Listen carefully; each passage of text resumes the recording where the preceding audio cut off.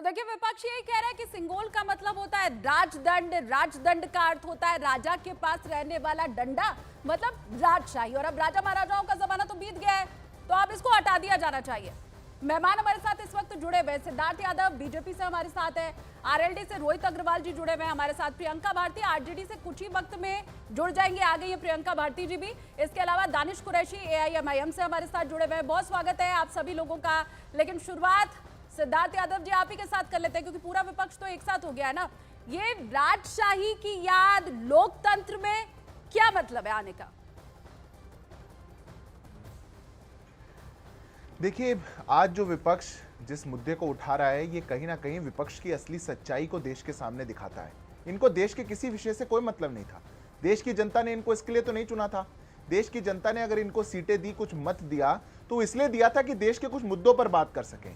पर कहीं ना कहीं पूरे इंडिया अलायंस का एक ही एजेंडा है कि भारत की परंपराओं पर, भारत की संस्कृति पर, भारत की आस्थाओं पर कैसे आघात ये कर सकें और ना जाने किसको खुश करने के लिए ऐसे ये बयानबाजी कर सकें, उसी पे उतारू रहते हैं। अब सेंगोल क्या है ये देश की जनता जानती है। जब भारत आजाद हुआ था तो आजादी के प्रतीक के रूप में लॉर्ड माउंटबेटन ने नेहरू जी को सेंगोल दिया था। पूछा गया था कि कौन सी एक प्रक्रिया करनी चाहिए, हम कौन सी एक सेरेमनी को करें, और तब सेंगोल को तमिलनाडु से मंगाया गया था और हमारे प्रधानमंत्री को आधी रात को हम तब के प्रधानमंत्री नेहरू जी को वो दिया गया था। क्या हम अपने आजादी के प्रतीक को भूल जाएं?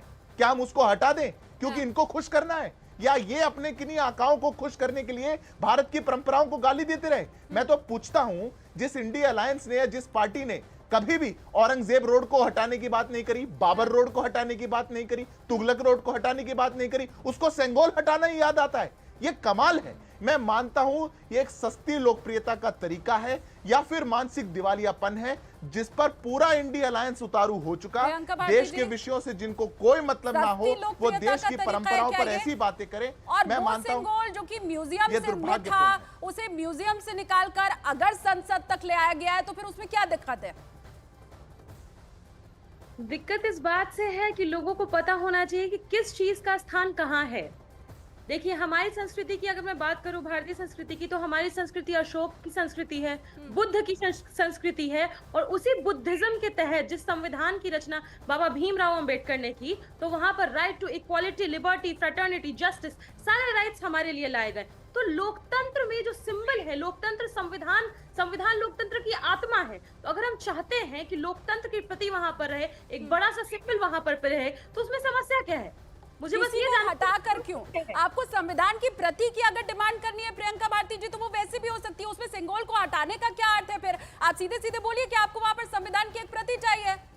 देखिए, हम भविष्य की बात करेंगे, हम वर्तमान की बात करेंगे। वर्तमान में हम लोकतंत्र हैं, और लोकतंत्र में संविधान जरूरी होता है। वो भविष्य भी हमारा वही है। राजतंत्र में भले चला करता था सेंगोल, तो उसको आप म्यूजियम में लेकर के जाइए, जहां उसकी जगह है, सम्मान पूर्वक वहां आप उसको रखिए। लेकिन संसद में जगह सिर्फ और सिर्फ संविधान कह रहे, संविधान पीछे रहेगा तब ना कम से कम ओम बिरला जी अपनी भाषा पर नियंत्रण रखेंगे और इस तरीके से सांसदों को तू तड़ाक वाली भाषा में जवाब नहीं देंगे। संविधान उनको याद दिलाएगा कि सभी लोग बराबर हैं, आप माननीय हैं, तो चुने हुए संविधान की प्रति अगर रखा जाएगी तो फिर उसके बाद तू तड़ाक वाली भाषा नहीं होगी, विपक्ष की तरफ से कुर्सियां नहीं उछाली जाएंगी, सब संयम से रहेगा। कैसी बात कर रही है आप प्रियंका जी? संविधान की प्रति का इससे क्या लेना देना है? आपका आचरण, आपका व्यवहार संविधान की प्रति रहे या ना रहे, उससे तो डिसाइड नहीं होगा ना। प्रति पीछे रहेगी तो कम से कम जिन लोगों के भीतर मनुवाद घर करके बैठा हुआ है, उनको याद तो रहेगा कि संविधान पीछे देखो, सबको बराबर संविधान की प्रति रहेगी। आपके सांसद तभी निरंकुश नहीं हो पाएंगे क्या दानिश कुरैशी? संविधान की प्रति अगर गायब हो जाएगी तो फिर आप भी निरंकुश हो जाएंगे, फिर संयम में नहीं रह पाएंगे।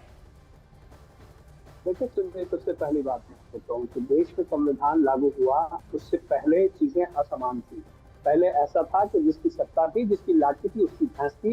राजे रजवाड़ों में तमाम भी चीजें होती थी कि मेरी सत्ता आई तो मैंने किसी का घर मकान दुकान और चीजें लूट ली, आपकी सत्ता आई तो आपने कर ली। लेकिन संविधान जिस दिन से लागू हुआ तब से समानता आई, और समानता जो है वो असमानता के खिलाफ इसलिए आई कि आप देखिए, पूरा 190 साल का मुसलसल जो पूरा आंदोलन चला ब्रिटिशरों के खिलाफ, और हमने जिस तरीके से पूरा एस्टैब्लिशमेंट भारत को जो पूरा संजोया, वो इसीलिए तमाम लोग इकट्ठा हो सके कि भाई यहाँ जो असमान चीजें थी उसको कहीं ना कहीं खत्म करके समानता कर आकार एक दिया जाए, इसी आधार पर संविधान की संरचना है। अब ठीक रह है। गई बात कि इससे पहले किसी ने अच्छा किया होगा, किसी ने बुरा किया होगा, ये सेकेंडरी है, लेकिन जिस दिन से संविधान लागू हुआ, मुझे ये बताइए कि कल दोनों ब्रिटिशर्स के चीजों यहाँ का पे क्या जोड़ है दानिश जी?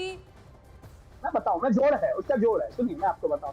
कल के दिन में अगर कहीं से आप देखेंगे कि अगर ब्रिटिशरों से जाके हम कोहिनूर हीरा लेके निकल ले आए वापस, और जाके प्रधानमंत्री जी उनको ये लगे कि भाई हम वो हो गए क्या कहते हैं देश के जहांपना, तो वो तो नहीं हो सकेगा। तो आपको संविधान के प्रति संविधान के तरीके से ही काम करना पड़ेगा। रह गई बात सेंगोल की, सेंगोल का अपना सिंगोल स्थान और हो सकता है। संविधान, इन दोनों को दानिश जी, प्रियंका भारती, आप जोड़ कैसे रहे मैं समझ नहीं रही हूँ।